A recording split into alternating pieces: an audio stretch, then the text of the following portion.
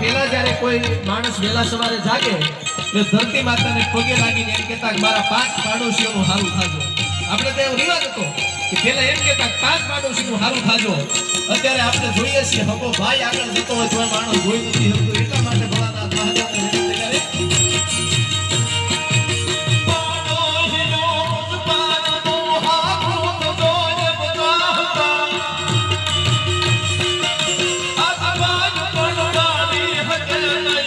you